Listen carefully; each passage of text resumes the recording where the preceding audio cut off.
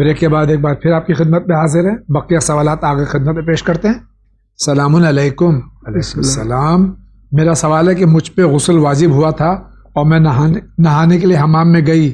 جب میں نہانے سے فارغ ہو گئی تو باتھ روم سے باہر آئی تو مجھے معلوم ہوا کہ میں نے غسل انجام نہیں دیا، تو کیا مجھے واپس غسل کرنے کے لیے نہانا پڑے گا، جبکہ میری نیت ہی تھی کہ میں واجب غسل انجام دینے کے لیے نہانے جا رہی ہوں؟ اس صورت میں مجھے کیا کرنا ہے؟ دیکھیں، غسل تو کرنا ہے، اس لیے کہ غسل جو ہے وہ نیت کے ساتھ ہے اور مخصوص طریقے سے جی ہاں، پہلے سر و گردن دھلنا ہے، تو نہانے کی ضرورت نہیں ہے جی، لیکن غسل کرنا ہے۔ شکریہ۔ جسم خشک کرنے کی بھی ضرورت نہیں؟ ہاں، خشک کرنے کی بھی ضرورت نہیں ہے، وہ آپ کو غسل کرنا ہے لیکن۔ شکریہ آقا۔ السلام علیکم۔ علیکم السلام۔ میرا سوال ہے کہ کیا ریلوے اسٹیشن، بس اسٹیشن یا ایئرپورٹ پر یا کہیں گھومنے کے لیے آؤٹنگ پہ گئے ہیں تو وہاں خواتین نامحرم مرد دیکھ رہے ہوں تو کیا وہاں نماز ہو جائے گی؟ آپ اپنے حجاب میں پورے جس طرح سے نماز پڑھنی چاہیے ویسے آپ نماز پڑھیں، اگر کوئی دیکھ رہا ہے تو آپ کی نماز میں کوئی فرق نہیں پڑے گا، آپ کی نماز ہو جائے گی۔ السلام علیکم۔ علیکم السلام۔ ریسپیکٹڈ انکل جاوید صاحب اینڈ مولانا صاحب، علیکم السلام۔ دی بگننگ لائنز آف آیت 42 are represented, and thus we have revealed to you a spirit from our command. You did not know what the book was nor what faith was. Many sects take this as a reference that the holy prophet of Allah subhanahu wa ta'ala did not have the knowledge of the book and religion before his announcement of prophethood, whereas all believe is that the holy prophet sallallahu alaihi wasallam came on earth as perfect and knowledgeable. We also have a hadith that says that Maula Ali alayhi salatu wasalam recited the ayats of Quran after his birth in the hands of Holy Prophet sallallahu alaihi wasallam. This indeed is a justification that the Ahlul Bayt had knowledge of the Quran and Islam before its formal revelation. Therefore, kindly clarify and help regarding the mentioned ayat. May Allah Almighty bless us in the honor of Ahlul Bayt alayhi salatu wasalam. محمد سعید پریاگراج سے سوال کر رہے ہیں۔ دیکھیں، یہ سوال یہ ہے کہ قرآن کی آیت ہے جس میں اللہ تعالیٰ نے اپنے پیغمبر صلی اللہ علیہ وآلہ وسلم کو وحی کی اور بتایا کہ میں نے آپ کو کتاب اور امر، جو قرآن کی آیت ہے وہ امر میں نے آپ کی طرف نازل کیا، اگر ہم آپ کو نہ بتاتے تو آپ کو اس کا علم نہیں ہوتا۔ جی۔ تو سوال یہ ہے کہ کیا اللہ تعالیٰ نہ بتاتا تو پیغمبر کو علم، تو ہم تو مانتے ہی پیغمبر کو، اہل بیت علیہ السلام کو، جس کو جو مانتے ہیں تو عالم غیب بھی ہے اور عالم بھی ہے، وہ یہاں نہیں سیکھتا بلکہ وہ اللہ علم دے کر کے بھیجتا ہے، تو کیسے ہو سکتا ہے کہ اللہ جو کہتا ہے کہ آپ کو علم نہ ہوتا؟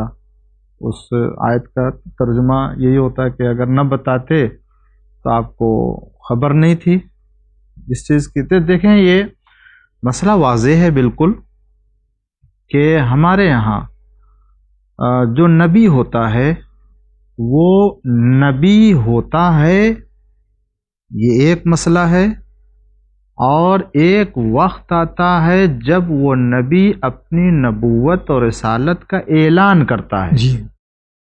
تو یہ دونوں الگ الگ چیزیں ہیں۔ جی۔ ایک نبی ہونا اور اپنی نبوت کا اعلان کرنا۔ تو جس وقت وہ اپنی نبوت کا اعلان کر رہا ہے کہ میں نبی بنا دیا گیا ہوں، اس کا مطلب یہ نہیں کہ اس سے پہلے وہ نبی نہیں تھا۔ جی۔ ہاں، نبی تھا مگر اس کو حکم نہیں تھا کہ اپنی نبوت کا اعلان کرے، یہ چیز تھی، مگر وہ نبی ہے۔ جی۔ جیسے پیغمبر نے فرمایا کہ کن تو نبیًا، میں تو اس وقت نبی تھا جب آدم علیہ السلام جو ہے وہ آب و گل کے درمیان، تو نبی تو اس وقت بھی تھے، اور جب دنیا میں ہوتے ہیں تو بھی نبی ہوتے، چاہے وہ ان کا بچپنا ہو یا جو ہے وہ جس عمر میں ہو، اور اسی طریقے سے وہ علم لے کر کے آتے ہیں۔ بے شک۔ جیسے قرآن میں جناب عیسیٰ علیہ السلام گہوارے میں مولا کائنات جو خود جو ہے وہ بیان کیا کہ انہوں نے قرآن کی تلاوت کی اور دنیا میں آتے ہی اور پیغمبر کے لیے، تو یہاں جو کچھ کہا جا رہا ہے کہ اگر ہم نہ بتاتے تو آپ کو علم نہ ہوتا، یہاں مراد یہ ہے کہ اگر پیغمبر اسلام اللہ کے بتائے ہوئے طریقے سے ہٹ کے اگر دیکھیں جی تو پیغمبر کو، مولا کو، یا حضرت علی علیہ السلام کو، یا امام معصومین علیہ السلام کو نہیں آتا. جی اللہ کی ذات سے ہٹ کے جی مستقل طور سے اگر کوئی یہ کہے کہ پیغمبر اسلام خدا کی ذات سے الگ، ان کے پاس ذاتی طور سے مستقل طور سے علم ہے اور وہ خدا کے علم کے یا خدا کے سکھانے کے محتاج نہیں ہے، استغفر اللہ، تو یہ غلط ہوگا، یہ نہیں.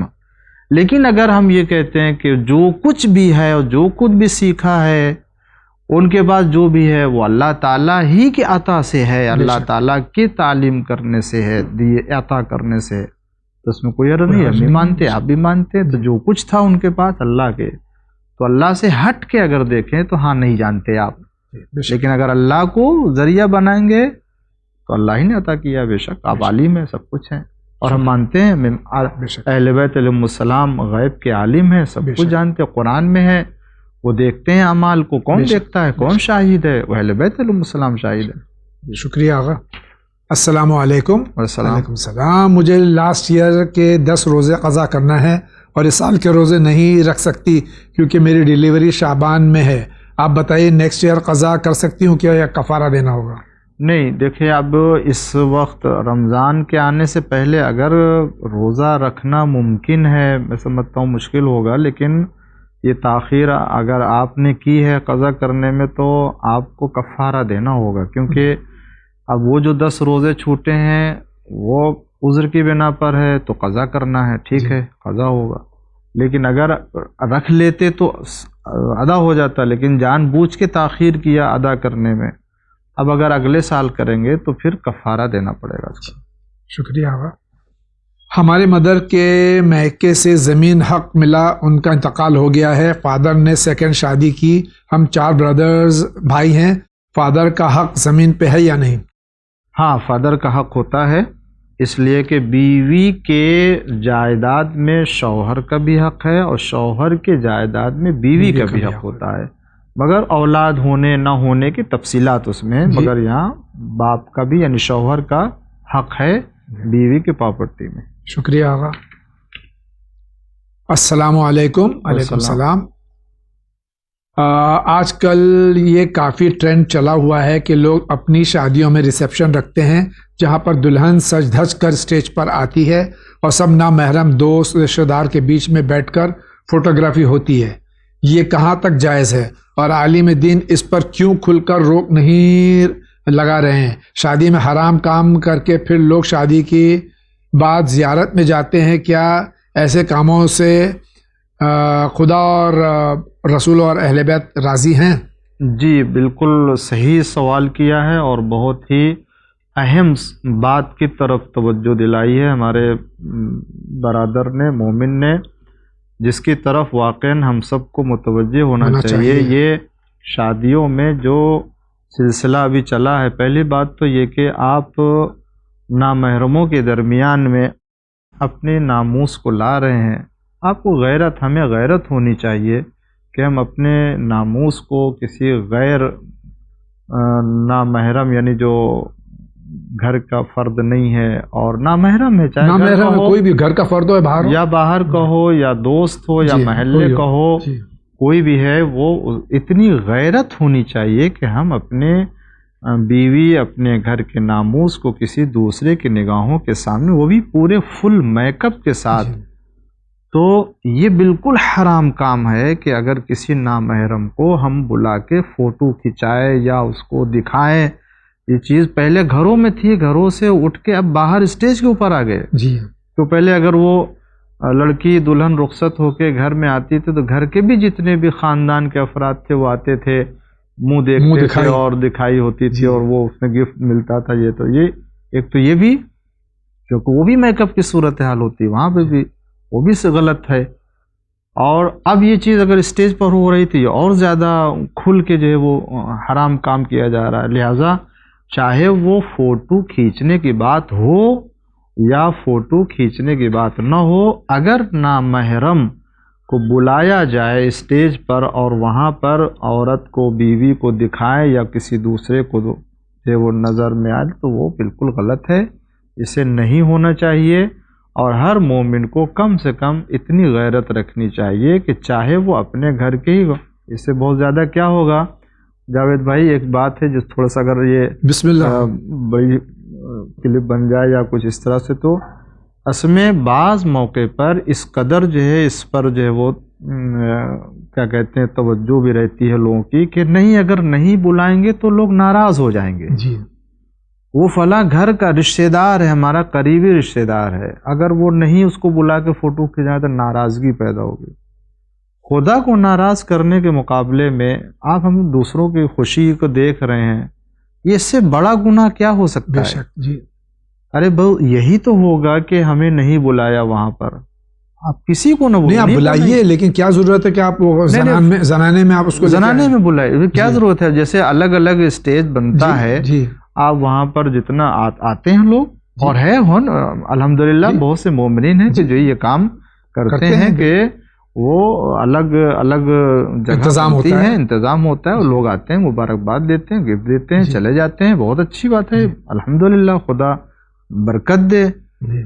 تو یہی کام ہر جگہ ہونا چاہیے، بالکل بالکل۔ اور کسی مرد کو جو ہے وہ نہ تو زنانے میں اور لیڈیز میں جانا چاہیے، نہ لیڈیز کو ادھر آنا چاہیے، تاکہ یہ برکت کا سبب رہے اور کوئی بلا مصیبت نہ آئے، ورنہ بعد میں اس طرح کی چیزیں آتی ہیں تو لوگ جو ہے وہ سبب ڈھونڈتے کہ کیوں ایسا۔ تو یہ حرام کام یا جو غیر اخلاقی غیر اسلامی رسمیں ہیں بالکل غلط ہے، نہیں ہونی چاہیے۔ اور مومنین کو بھی، جہاں تک علماء کو اس بات کی طرف توجہ دلانا چاہیے، خود مومنین کو بھی اگر وہ جانتے تو امر بالمعروف نہی عن منکر کرنا سب کے لیے ضروری ہے، لہذا وہ بھی توجہ دیں اور اس طرح کے رسموں کے خلاف آواز اٹھائیں۔ شکریہ۔ السلام علیکم عزیزم، امید کرتی ہوں آپ سب خیر و عافیت سے ہوں گے۔ میرا یہ کویشچن ہے، اگر آپ جواب دیں تو مہربانی ہوگی۔ سوال: جیسے کہ بتایا جاتا ہے کہ 40 دن زیارت عاشورہ پڑھنے سے جو دعا مانگو قبول ہوتی ہے، اگر 40 دن مکمل ہونے سے پہلے دعا قبول ہو جائے تو کیا زیارت عاشورہ چھوڑ سکتے ہیں یا پھر 40 دن پورے کرنے؟ نہیں، کنٹینیو اس کو 40 دن کے لیے، چونکہ پہلے ہی سے یہ نیت کر کے شروع کیا ہے 40 دن اس حاجت کے لیے، اللہ نے جلدی سن لیا لیکن آپ اس کو مکمل کریں۔ جی بہت بہت شکریہ، بہترین عمل ہے زیارت عاشورہ، بہترین عمل۔ السلام علیکم۔ وعلیکم السلام، میرا نام ظفر ہے اور میں میسور سے بول رہا ہوں۔ میرا ایک سوال تھا سید اور غیر سید کے مسئلے پر، کہ کیا سید کو غیر سید پہ کسی بھی طرح سے اوپر رکھا گیا ہے؟ اور سوال یہ ہے کہ آج ہم سید اور غیر سید کا کچھ پڑھ رہے تھے، اس میں ہم نے دیکھا کہ حضرت عبداللہ ابن جعفر طیار بنو ہاشم سے تھے مگر وہ سید نہیں تھے، کیا یہ بات سچ ہے؟ دیکھیں، نہیں، ہاشمی سید ہمارے اسی لیے کہا گیا جن کا رشتہ، ان کا حسب و نسب جناب ہاشم تک پہنچے، جی۔ اور جناب عبداللہ بن جعفر یہ تو بہرحال جو ہے وہ اولاد ابو طالب میں ہے، لہذا جو ہے وہ ہاشمی سادات میں ہے، ہاشمی سادات میں یہ۔ اور جہاں تک یہ کہ سید کو غیر سید کے اوپر برتری ہے، تو دیکھیں احترام بہرحال سید و غیر سید میں اگر ہے تو ظاہری طور سے بھی اولاد رسول ہونے کے عنوان سے اس کا احترام باقی ہے، اور اگرچہ وہ ہماری نگاہوں میں یا ہم نے دیکھا کبھی کسی گناہ کرتے ہوئے، اس گناہ کی بنا پر اس کا احترام ختم نہیں ہوگا۔ ہماری ذمہ داری ہے کہ ظاہری اعتبار سے اگر سادات اولاد رسول ہے تو اس کی عزت، اس کا احترام دوسروں کے مقابلے میں زیادہ ہے۔ شکریہ۔ تیسرا سوال یہ کہ اگر ہمارے گھر کے کہتے ہیں کہ اماموں نے اپنی بیٹیاں صرف سیدوں میں دی تھی، تو کیا یہ سچ ہے کہ سارے اماموں نے اپنی بیٹیاں سیدوں میں دی تھی؟ کیا ان میں غیر سادات میں نہیں دی تھی؟ امام حسن کی بیٹی ام حسن ام الحسین، ان کی شادی ابن الاسود الحمدانی سے ہوئی۔ ریفرنس المقاتل والانصاب، الارشاد، شیخ مفید۔ دیکھیں، اس میں اسلام نے جو رکھا ہے وہ کفو رکھا ہے، کفو، اور کفو جو ہوتا ہے وہ الگ الگ درجے کے اعتبار سے اور معنی کے اعتبار سے حساب کیا جاتا ہے، کبھی ایمان ہے، کبھی علم ہے، کبھی تقوی ہے، کبھی جو ہے شرافت، نسب حسب کی شرافت ہے، یہ سب ذاتی اعتبار سے. تو ان چیزوں کو دیکھتے ہوئے اہل بیت علیہ السلام نے بھی اپنے گھر کی بیٹیوں کو کفو دیکھ کر کے شادی کی ہے. اسی لیے جناب ام کلثوم اور جناب زینب سلام اللہ علیہا دیگر جو خواتین اہل بیت علیہ السلام کی تھیں ان کو کسی غیر اہل بیت سے اسی لیے نہیں شادی کیا اور عقد میں دیا کہ کفو نہیں تھا ان کا. ورنہ اس کے علاوہ اگر کوئی دوسری شرط کو رکھیں تو وہ نہیں. السلام علیکم. السلام. ہمارا نام اختر حسین ہے اور ہم اناؤ سے بول رہے ہیں. ہمارا ایک سوال تھا، اس کا جواب دیں. آغا ہمارے گھر میں علمی بحث ہوتی ہے مگر اس میں ہمارے گھر والے کئی دفعہ مطلب ایسا ہوتا ہے کہ کئی ریفرنس غلط دیتے ہیں جس میں اگر ہم بولتے ہیں تو غلط بتاتے ہیں. تو ایسی صورتحال میں کیا ہمارا ان سے بحث کرنا یا ان کو سمجھانا جائز ہے یا نہیں؟ ہمارے دادا جان ہمیشہ ہم سے کہتے ہیں کہ کھانے کا احترام کرنا چاہیے، جو بات ان کی صحیح ہے اور یہ غلط نہیں ہے، مگر کئی بار وہ ایسا بولتے ہیں کہ دانے کی عزت کرنا چاہیے کیونکہ وہ رسول سے بڑا. تو کیا یہ بات ان کی صحیح ہے؟ ہمیں ان کی یہ بات نہیں سمجھ آتی کبھی کہ اللہ کے بعد دانا کھانا سب سے زیادہ اہمیت رکھتا ہے، اس لیے احترام کرنا چاہیے. علمی و دینی لحاظ سے بتائیے کہ دانا رسول سے بڑا ہے، احترام کرنا چاہیے؟ نہیں، دیکھیں علمی گفتگو کا مطلب ہی یہ ہوتا ہے کہ اگر کوئی غلط کام یا غلط بحث ہو رہی ہے یا غلط نظریہ دیا جا رہا ہے تو اس کو دلیل سے آپ ثابت کرو کہ غلط ہے اور صحیح بات کو ثابت کیجئے.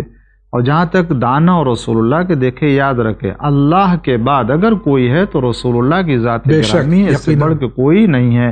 دانے کا احترام بہت ہے، سب کچھ ہے، مگر پیغمبر کی ذات کے مقابلے میں کوئی نہیں. شکریہ آغا. السلام علیکم. علیکم السلام. I am 7 to 8 months pregnant.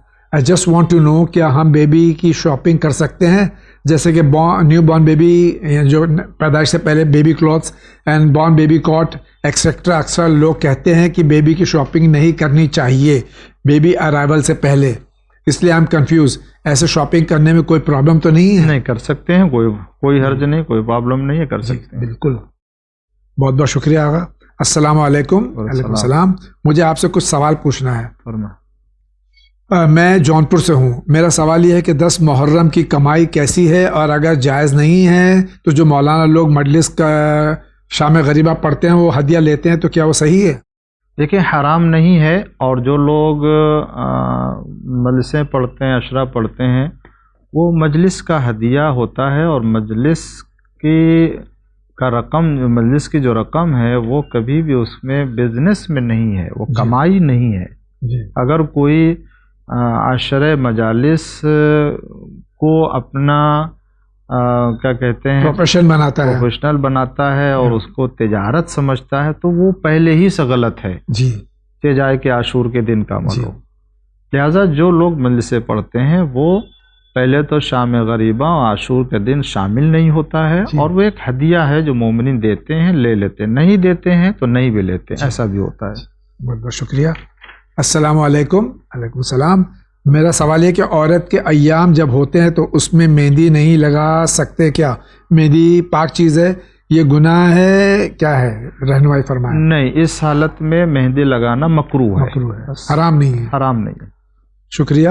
میرا ایک سوال ہے کہ ایک مستحب نماز ہے جو جمعے کو پڑھی جاتی ہے اور اس میں قرآن کا سورہ ہے حامیم سجدہ پڑھنے کی تاکید ہے، مگر اس میں تو واجب سجدہ ہے، تو وہ کیسے پڑھا جائے؟ مستحب نماز میں ان سوروں کی تلاوت کر سکتے ہیں جس میں سجدہ واجب ہے.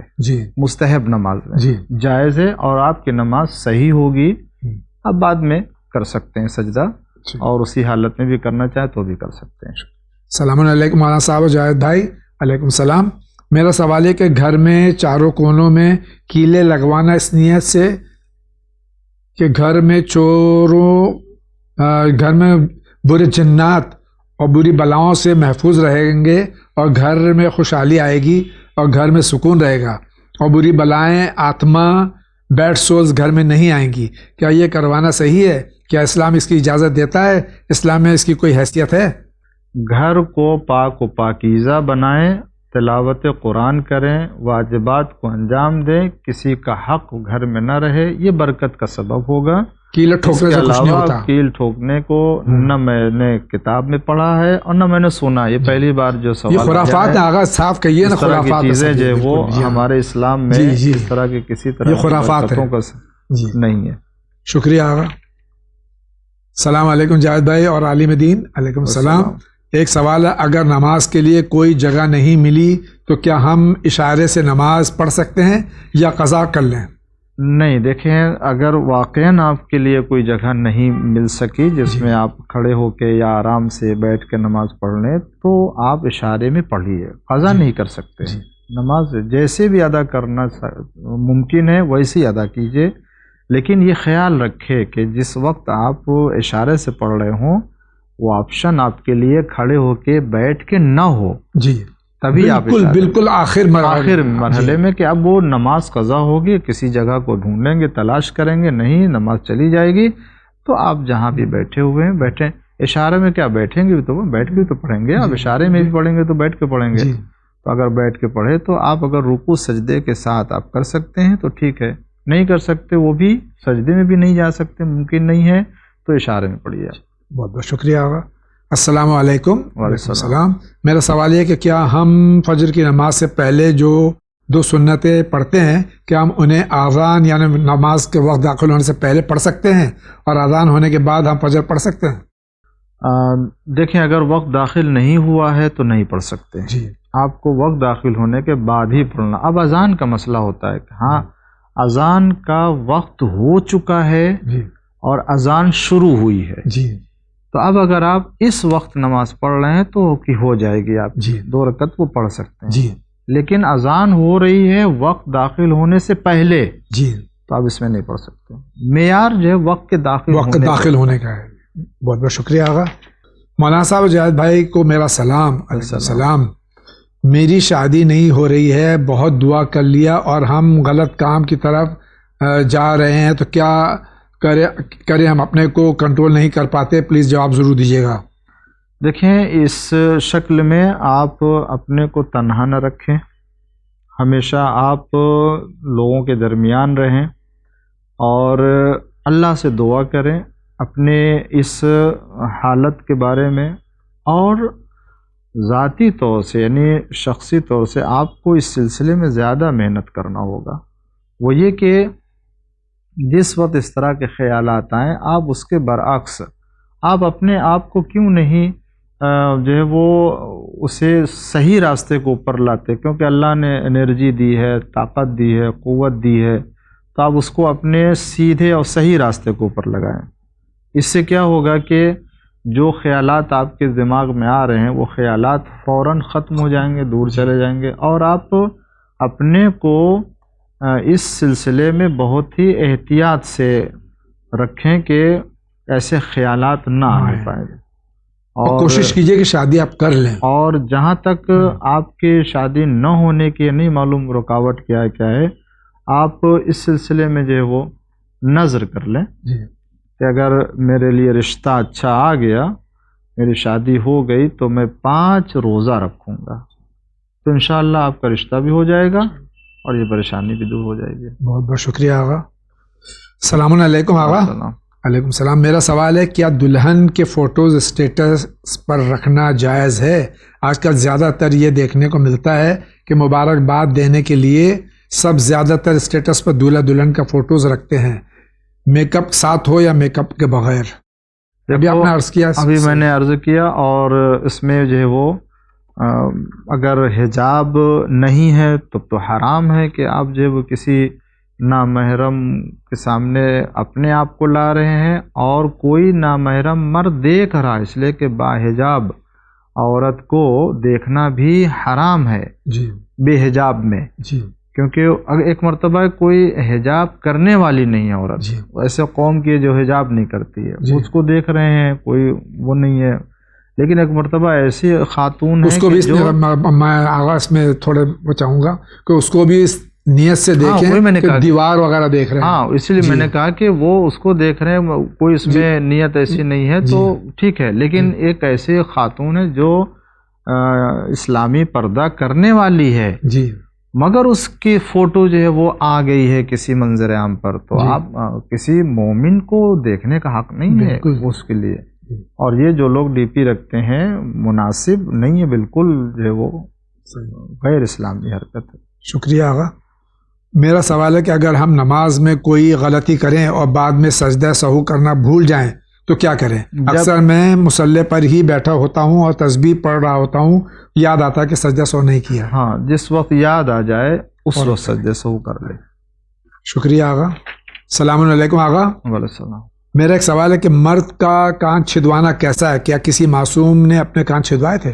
دیکھیں، اس سلسلے میں روایتیں ہیں ہمارے ہاں، اور علماء کے درمیان بھی کچھ اختلاف ہے. تو وہ کہتے ہیں کہ بچہ جو ابھی بچہ ہے اس کے لیے جائز ہے، مستحب ہے، اور جو بالغ ہو گیا ہے، بڑا ہو گیا ہے، اس کے لیے مباح ہے ایسے.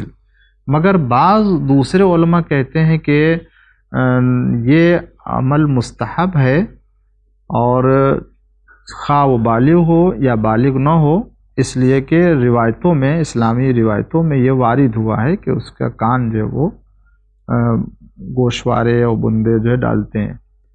لیکن بہت سے مراجع اکرام، جس میں سے آقا سستانی حفظ اللہ بھی فرماتے ہیں کہ اگر کسی سماج میں، کسی معاشرے میں کوئی عمل مخصوص ہے عورت سے، مثلا زیور آلات، جو زینت کے آلات ہیں، زیور ہیں، وہ مخصوص ہے اس سماج میں عورت سے ہی یا مرد سے، تو پھر اگر عورت سے مخصوص ہے تو پھر مرد کے لیے جائز نہیں ہوگا. اس عنوان میں اگر کسی سماج میں چلن نہیں ہے مردوں میں، اور وہ عورتوں ہی کی زینت کا حصہ مانا جاتا ہے، تب تو جائز نہیں اور صحیح نہیں ہوگا. لیکن کلن یہ ہے کہ بہرحال کان میں سوراخ بچے کے لیے حرام نہیں ہے، جائز بتایا، مستحب بلکہ بتایا. بہت بہت شکریہ آقا. ناظرین کرام، اسی کے ساتھ آج کے اس ایپیسوڈ کا وقت ختم ہو جاتا ہے. آقا آپ کا بہت بہت شکریہ، آپ تشریف لائے. اللہ تعالیٰ سے دعا ہے کہ امام زمانہ علیہ السلام کے ظہور میں تعجیل فرمائے اور ہم سب کی اس خدمت کو قبول فرمائے. الہی آمین. اللہ تعالیٰ ہمارے مراجع کرام، خصوصاً آیت اللہ سیستانی اور آیت اللہ خامنائی اور تمام مراجع کرام کو اللہ تعالیٰ حفظ و امان میں رکھے اور بری نظر سے بچائے. تمام علماء حق، علماء دین ہمارے سروں کا تاج ہیں. اللہ تعالیٰ ان سب کو کی حفاظت فرمائے اور تمام مومنین کی حفاظت فرمائے. اسی کے ساتھ آج اجازت دیجیے، انشاءاللہ زندگی رہی تو پھر آپ سے ملاقات ہوگی. وآخر دعوانا ان الحمدللہ رب العالمین.